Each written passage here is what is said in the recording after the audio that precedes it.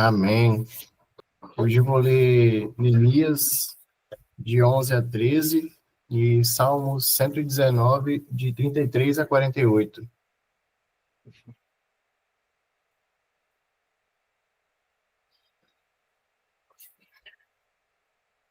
Os líderes do povo passaram a morar em Jerusalém, e o restante do povo fez um sorteio para que que cada 10 pessoas, uma viesse morar em Jerusalém, a santa cidade. As outras 9 deveriam ficar em suas próprias cidades. O povo abençoou todos os homens que se apresentaram voluntariamente para morar em Jerusalém. Alguns israelitas, sacerdotes, levitas, servos do templo e descendentes dos servos de Salomão viviam na cidade de Judá, cada um em sua propriedade. Estes são os líderes da província que passaram a morar em Jerusalém. Além deles veio gente tanto de Judá quanto de Benjamim, viver em Jerusalém. Dentre os descendentes de Judá, Ataías, filho de Uzias, neto de Zacarias, bisneto de Amarias. Amarias era filho de Cefatias e neto de Maalaleu, descendente de Pérez. Maacéias, filho de Baruque, neto de Coozé, bisneto de Asaías. Asaías era filho de Adaías, neto de Joiribe, e bisneto de Zacarias, descendente de Selá.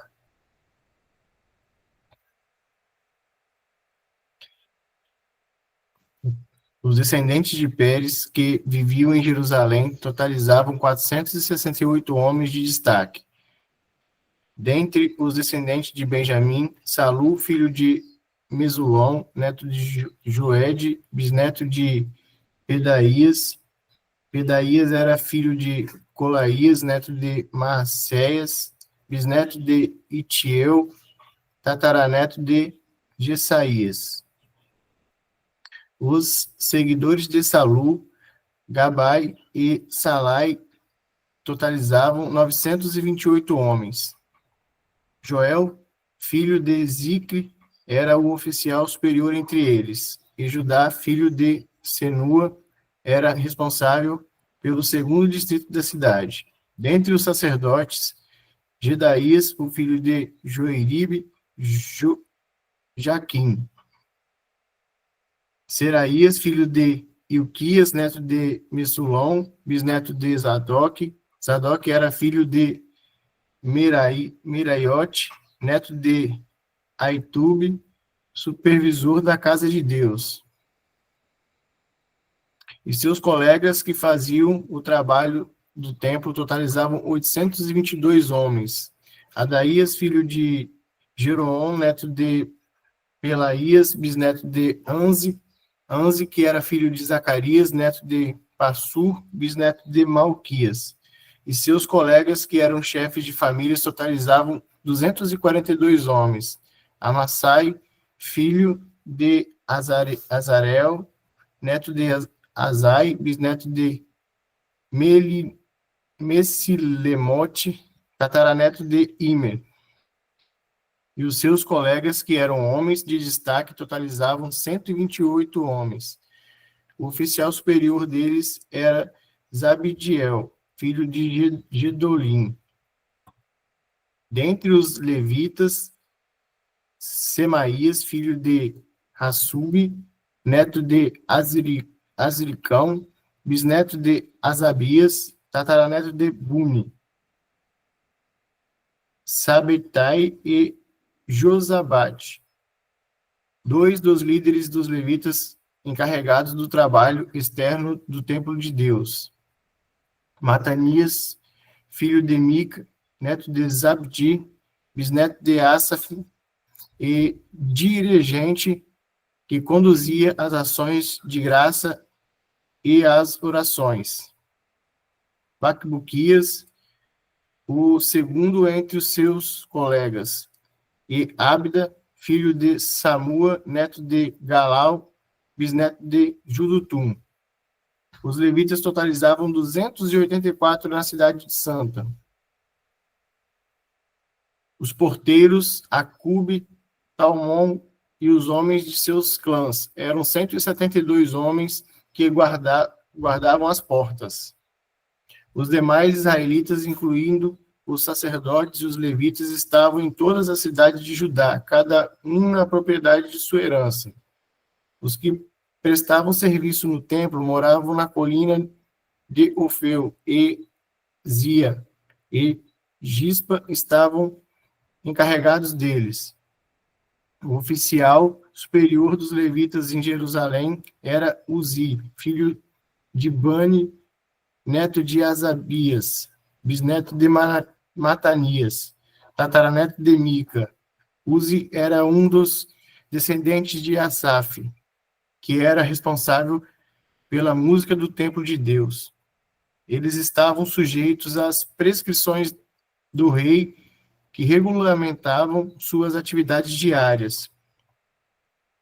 Petaías, filho de Mesesabel, descendente de Zerá, filho de Judá, representavam o rei que nas questões de ordem civil.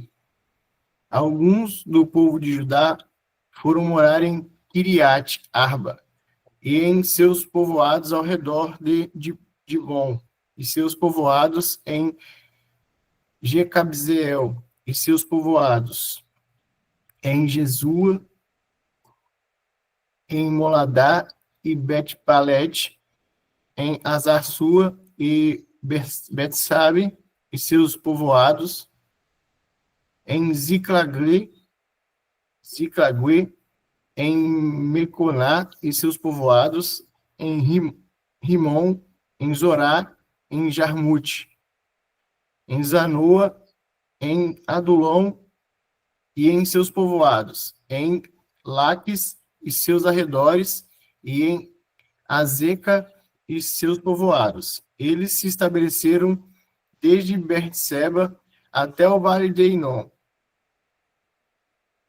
Os descendentes dos benjamitas foram viver em Gebá, Micmas, Aiá, Betel e seus povoados, em Anatote, Nobe e Ananias, Azor, Ramá e Gitaim, Adide, Zeboim e Nebalate, Lote e Oni, e no vale dos artesãos. Alguns grupos dos levitas de Judá se estabeleceram em Benjamim.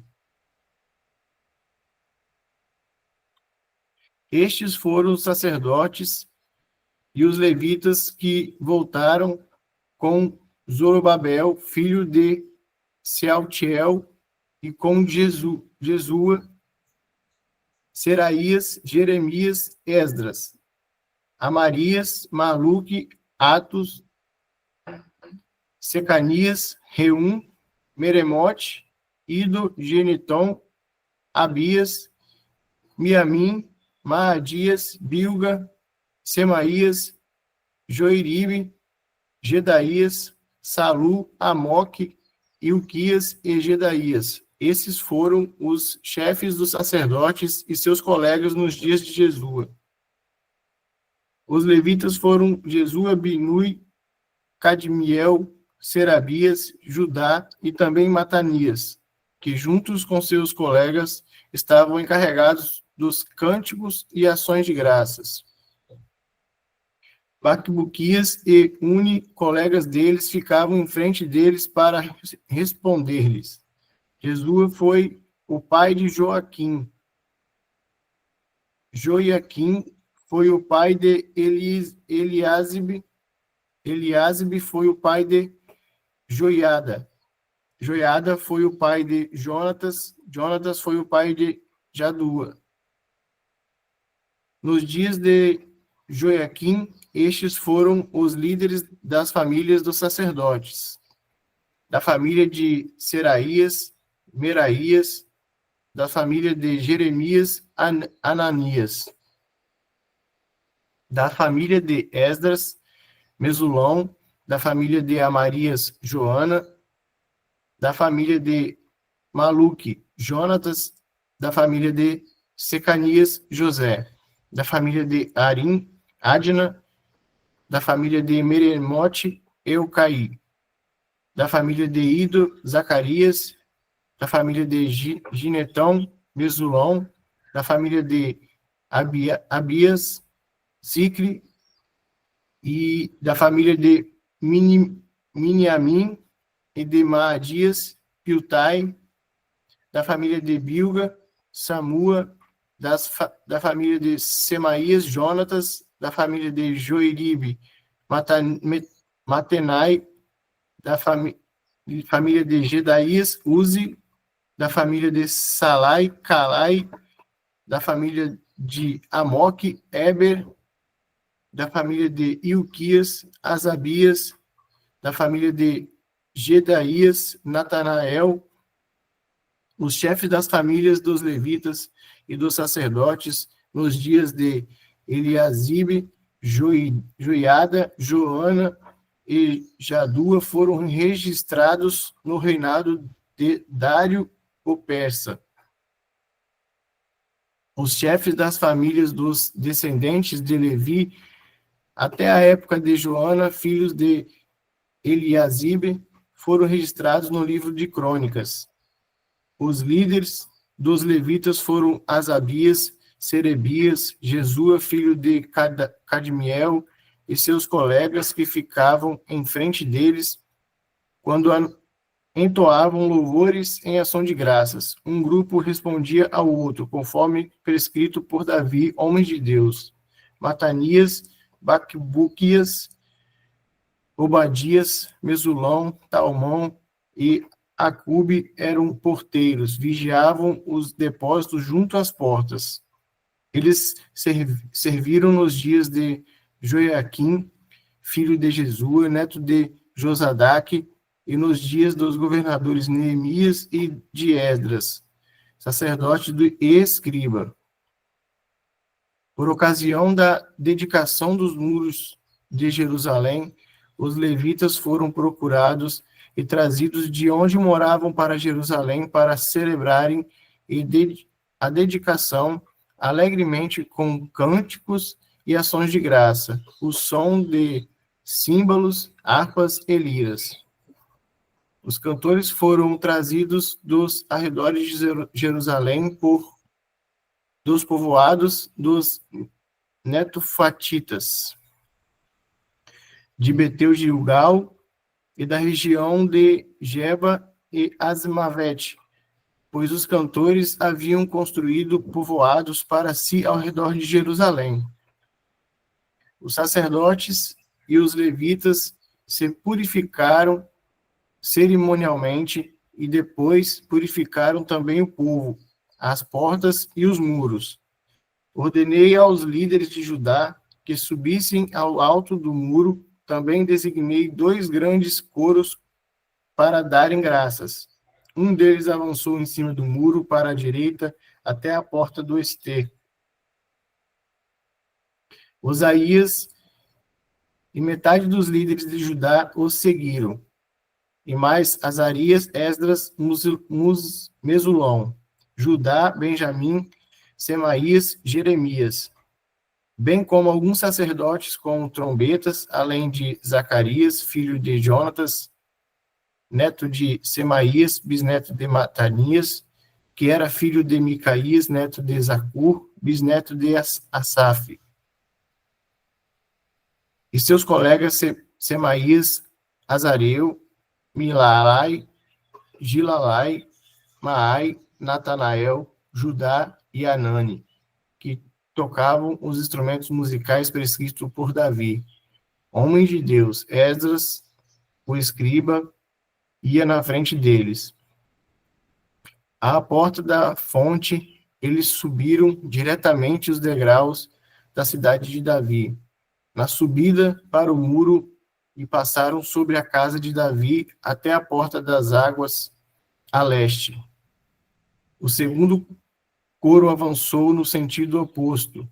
Eu os acompanhei quando iam sobre o muro, levando comigo a metade do povo, passando pela torre dos fornos até a porta larga. sobre a porta de Efraim, a porta de Zaná, a porta do peixe, a torre de Ananeu e a torre de Sem, indo até a porta das ovelhas. Junto à porta da guarda, eles pararam.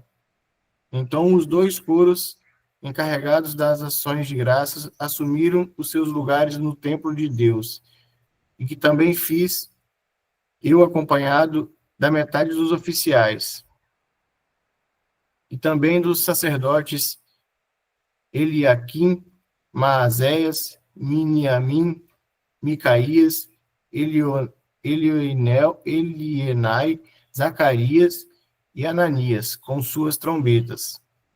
E também de Maacéias, Semaías, Eleazar, Uzi, Joana, Malquias, Elão e Ézer.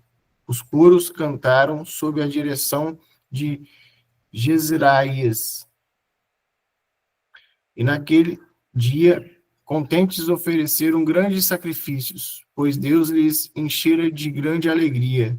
As mulheres e as crianças também se alegraram, e os sons da alegria de Jerusalém podiam ser ouvidos de longe.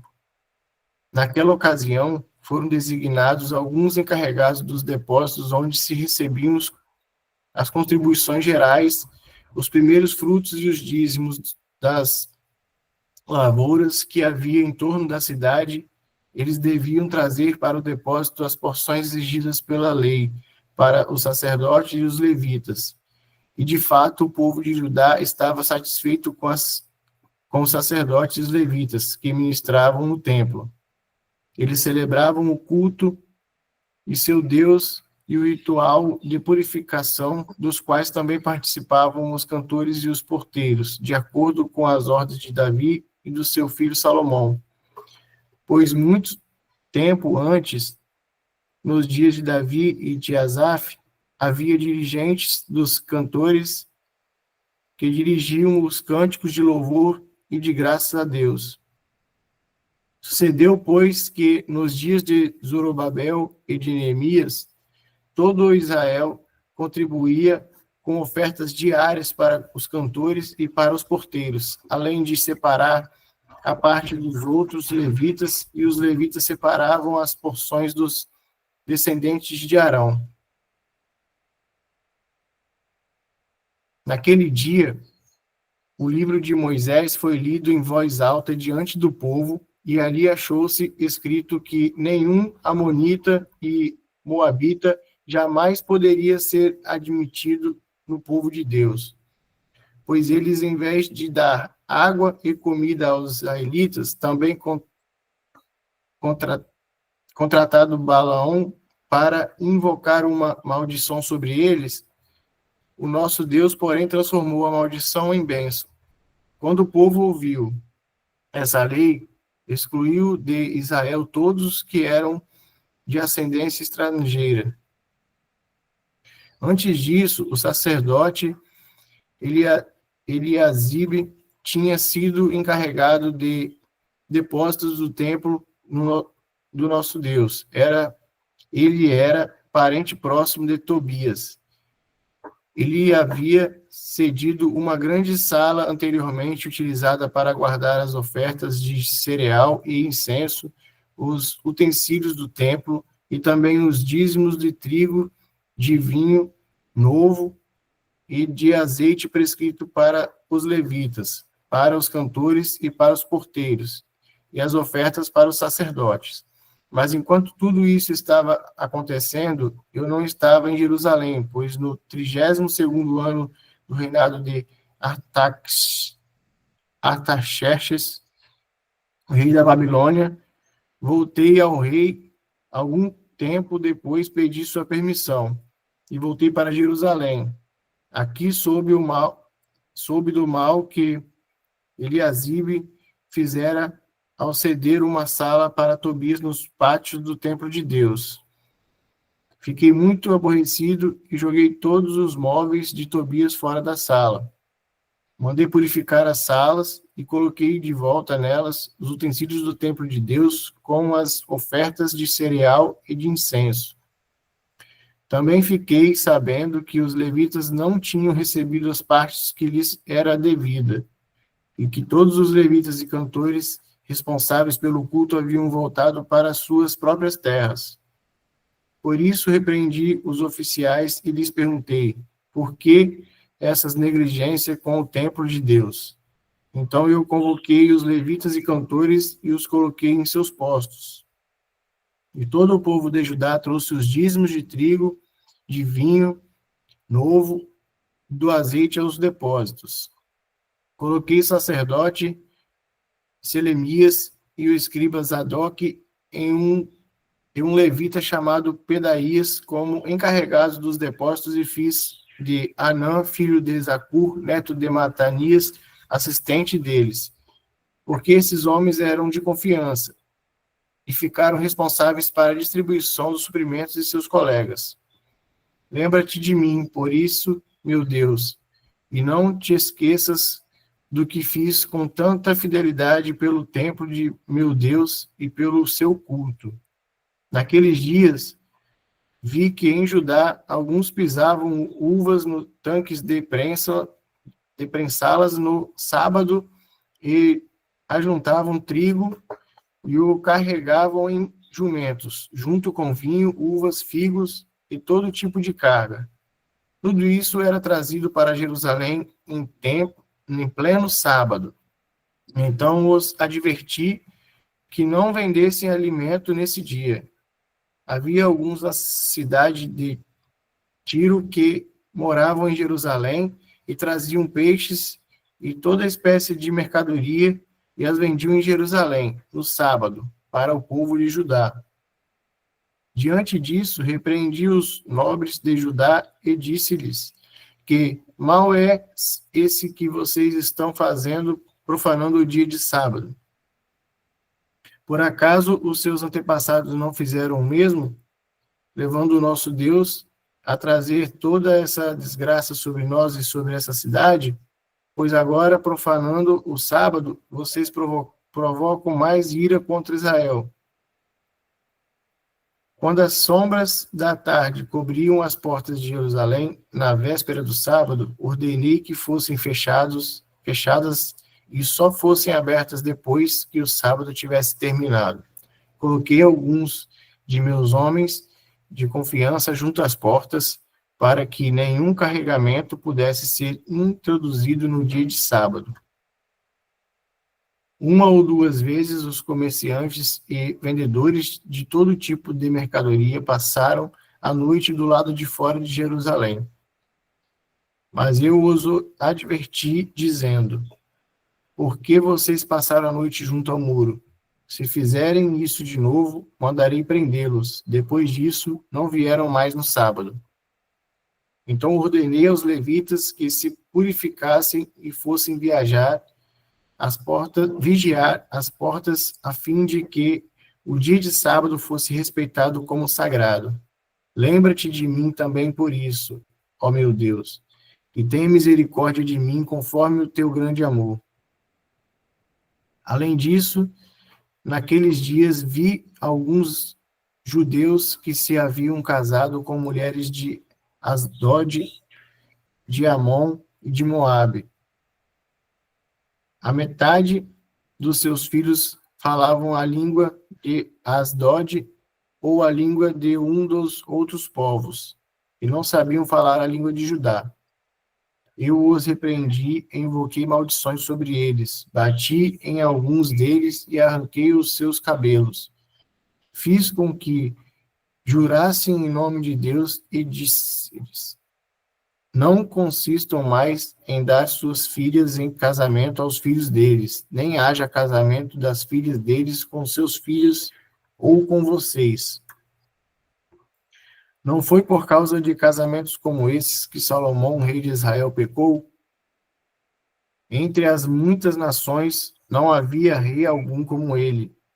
Ele era amado de seu Deus, e Deus fez rei sobre todo Israel, mas até mesmo ele foi induzido ao pecado por mulheres estrangeiras.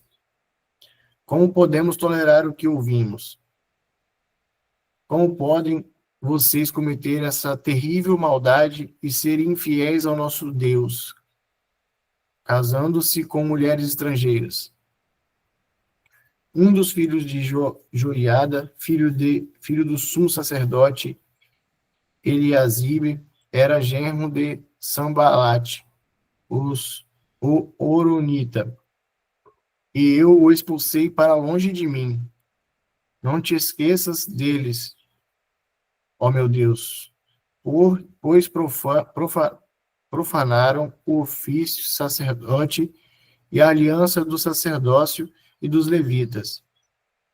Dessa forma, purifiquei os sacerdotes e os levitas de tudo o que era estrangeiro, e designei-lhes responsabilidades, cada um em seu próprio cargo. Também estabeleci regras para as provisões de lenha, determinando as datas certas para serem trazidas, e para os primeiros frutos. Em tua bondade, lembra-te de mim, ó meu Deus. Salmos 119, de 33 a 48. Ensina-me, Senhor, o caminho dos teus decretos, e a eles obedecerei até o fim. Dá-me entendimento para que eu guarde a tua lei e ela obedeça de todo o coração. Dirige-me pelo caminho dos teus mandamentos, pois nele encontro satisfação. Inclina o meu coração para os teus estatutos e não para a ganância. Desvia os meus olhos das coisas inúteis, faze-me viver nos caminhos que traçaste. Cumpre a tua promessa para com o teu servo, para que sejas temido. Livra-me da afronta que me apavora, pois as tuas ordenanças são boas. Como anseio pelos teus preceitos, preserva a minha vida por tua justiça. Que o teu amor alcance-me, Senhor, e a tua salvação segundo a tua promessa. Então responderei aos que afrontam, pois confio na tua palavra. Jamais tire da minha boca a palavra da verdade, pois nas tuas ordenanças coloquei a minha esperança. Obedecerei constantemente a tua lei para todo sempre. Andarei em verdadeira liberdade, pois tenho buscado os teus preceitos. Falarei dos teus testemunhos diante de reis, sem ser envergonhado. Tenho prazer nos teus mandamentos, eu os amo. A ti levanto minhas mãos e medito nos teus decretos.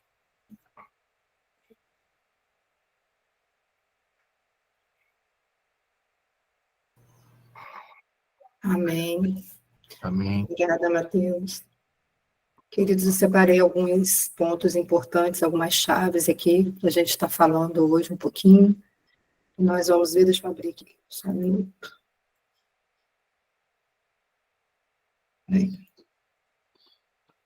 Saiu daqui. Vamos dar uma olhadinha primeiro aqui no livro de Neemias, versículo 11, né? Neemias, aqui no 11, ele descreve a organização do povo, né? Após a restauração dos muros de Jerusalém. E uma vez concluída que a obra física, né, os muros em si, era necessário também que fosse restaurado a vida espiritual, a vida social, a vida administrativa também daquela cidade. E a gente vai ver que em Neemias organiza um povo para habitar novamente em Jerusalém. E muitos preferiam viver nas aldeias fora de Jerusalém. Por quê? Porque a cidade estava devastada, estava exposta ainda a perigos e ainda estava em reconstrução. Mas era necessário que alguns voltassem, né, para a Cidade Santa. Para povoar a cidade novamente, foi decidido, e isso me chamou muita atenção, está em 11:1-2, que para povoá-lo foi decidido que 1 em cada 10 seriam escolhidos. para o sorteio, para habitar em Jerusalém, enquanto os demais permaneceriam em outras cidades de Judá. E nós vamos ver aqui uma lista enorme, né, como o Mateus leu, de líderes, sacerdotes, levitas, porteiros, cantores e guerreiros que assumiram funções estratégicas, né? E cada posição que a gente vê era necessária para manter Jerusalém firme. E isso aponta para nós também como corpo de Cristo, onde cada membro, cada um de nós temos uma função essencial dentro do corpo. E outra coisa aqui que a gente vai ver é que apenas 1 em cada 10 foi chamado para habitar em Jerusalém, e isso também vai apontar para uma minoria escolhida que aceita carregar o peso da responsabilidade espiritual. E aqui a gente vai vendo que habitar em Jerusalém, profeticamente, aqui significa escolher viver centrado na presença, mesmo que isso envolva risco, renúncias e sacrifícios. Então, a gente vai ver que nem todos, queridos, eles queriam pagar o preço de habitar no centro da vontade de Deus, como hoje. Mas o Senhor, ele contou com um povo que se voluntariou, que a gente vai ver aqui, e também ele conta conosco, um povo que está disposto a permanecer onde ele esteja. 11:2 me chamou também a atenção, foi esse sim voluntário que a gente leu. O povo, e ele vai falar mais, o povo abençoou todos os homens que se apresentaram voluntariamente para morar em Jerusalém. Houve um sorteio, mas também houve aqueles que se apresentaram voluntariamente para morar em Jerusalém. E a gente vai ver que há uma bênção para aqueles que dizem sim ao Senhor, mesmo quando isso vai exigir renúncia. E a decisão de morar em Jerusalém aqui, a gente vai ver que não era só uma questão geográfica, como eu falei, mas também algo espiritual. Jerusalém ainda estava em reconstrução, ainda estava frágil, ainda estava vulnerável, sem atrativos, vamos dizer assim, né?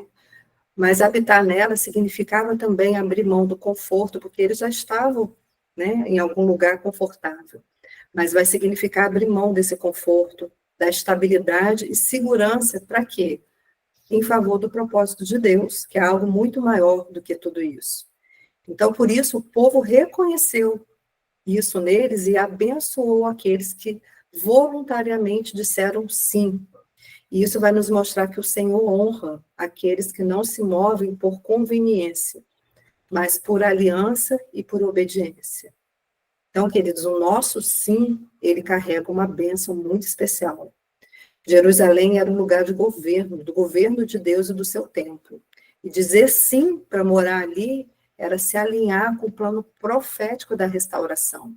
Aqueles homens, eles não estavam apenas mudando de endereço, eles estavam se tornando colunas vivas num lugar de governo do Senhor. Isso é tremendo, né? Então, queridos, esse versículo ele ensina que há uma bênção reservada para aqueles que escolhem dizer sim, para aqueles que escolhem renunciar. E cada sim, cada renúncia em favor da presença libera um nível maior de autoridade e de bênção. Um pouquinho do 12, que eu coloquei aqui, em Neemias 12, no versículo 27, é feita a dedicação dos muros com uma grande festa.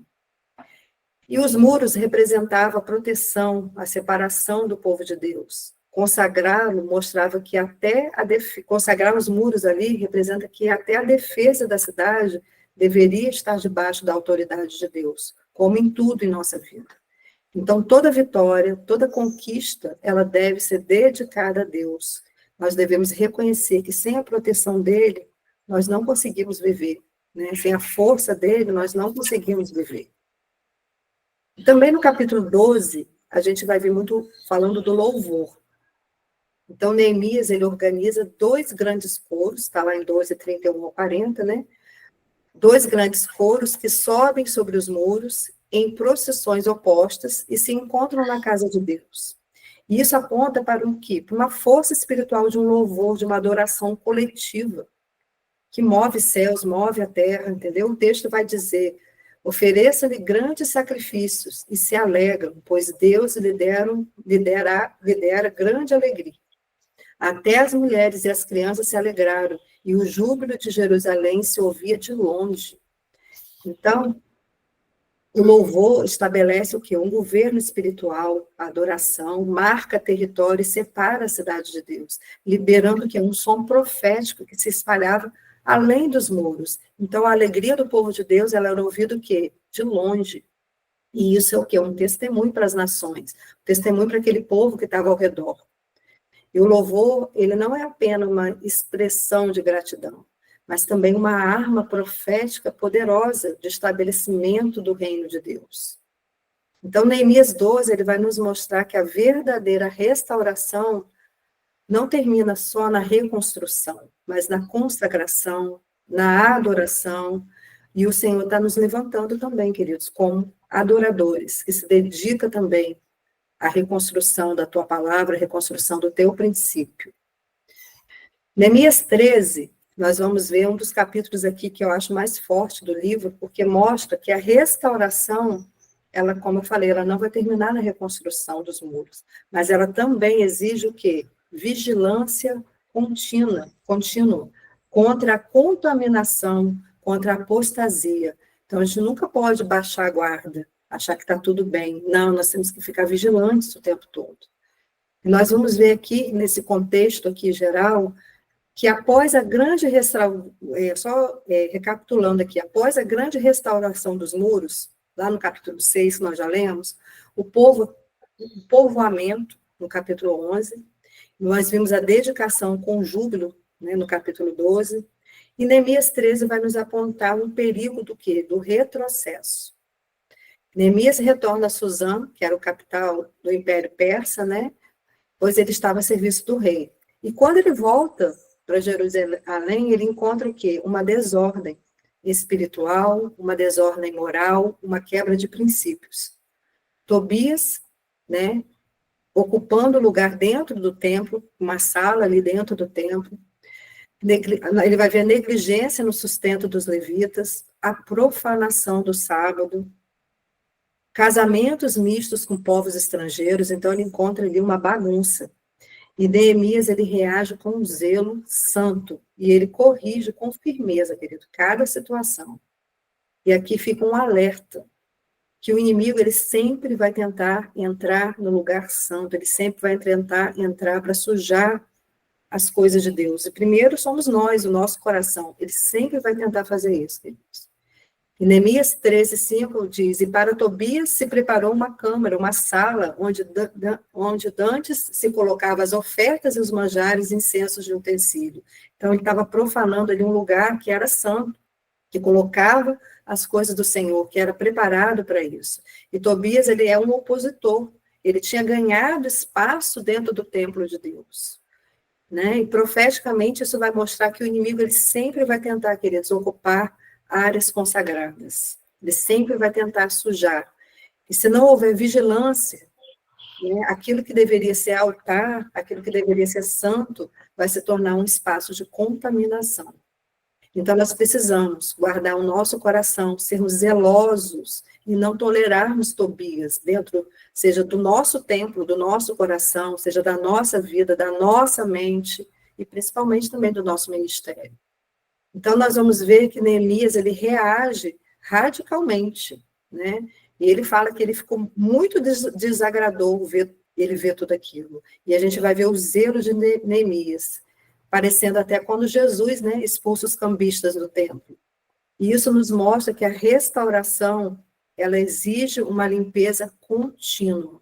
Não é apenas hoje me limpei e daqui a pouco está tudo bem. Não, é contínuo, é sempre. Isso vai nos mostrar que não basta, querido, reconstruir.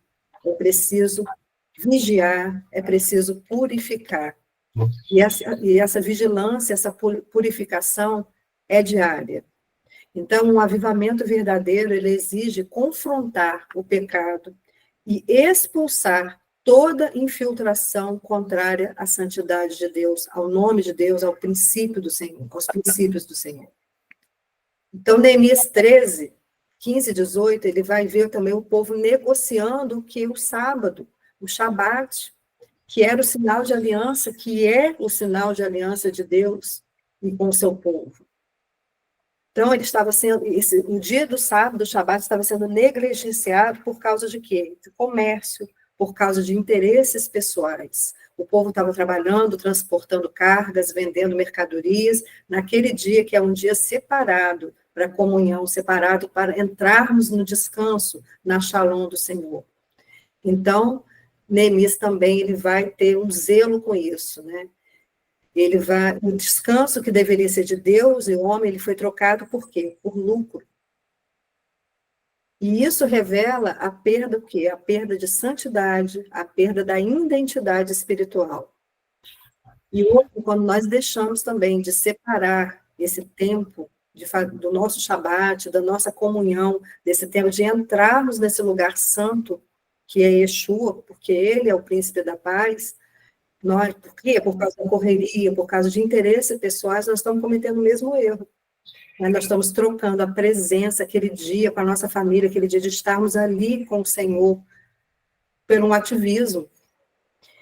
E Neemias, ele repreende os líderes e ele lembra que a quebra do Shabat foi uma das razões da ira de Deus no passado.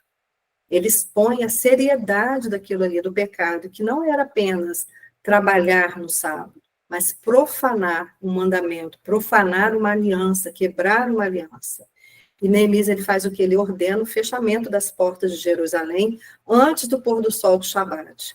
Ele vai colocar guardas ali para garantir que aquele dia fosse respeitado, ele expulsa os comerciantes e ele purifica os levitas e os coloca novamente para guardar as portas. Ele ora pedindo a Deus que se lembre dele com misericórdia. Então, restaurar o Shabat fala de restaurar o altar de descanso, o altar da nossa comunhão.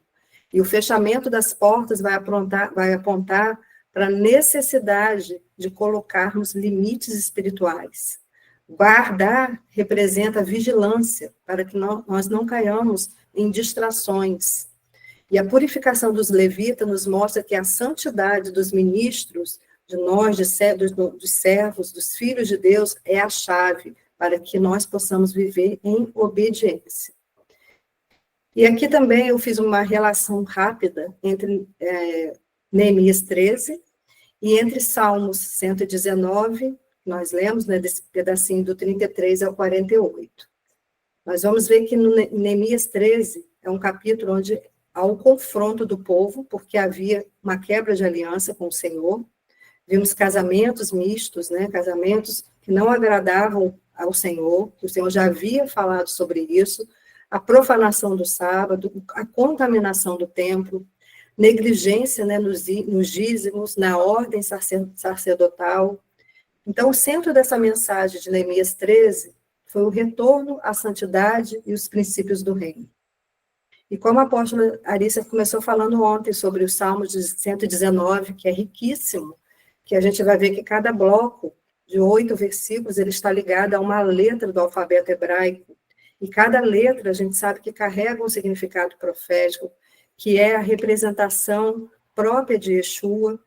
E do versículo 33 ao 40, a letra hebraica que está correspondente à letra rei. E essa letra, ela simboliza janela, ela simboliza o sopro e revelação. Então, ela está representando a inspiração, o sopro de Deus aqui nesse versículo. E essa letra, ela também é apresentada no nome de Deus, Yud Rei, Vav Rei. Quando você vê essas 4 letrinhas, você vai ver que o rei, ele ainda se apresenta 2 vezes. E profeticamente aponta aqui para a revelação, para a transformação da vida. Então, nesse versículo 33 e 34, o salmista pede para ser ensinado e guardar a lei. Então, essa letra aqui, a letra rei, ela vai revelar, vai estar igual a revelação. Quando o salmista pede para ser ensinado a guardar a lei, só o sopro do Espírito pode abrir os nossos olhos, queridos, para obedecer de coração. Quando ele fala, ele clama por inclinação ao caminho de Deus e não a cobiça, essa letra hebraica está representando a graça que nos direciona, a revelação que nos liberta do desejo errado.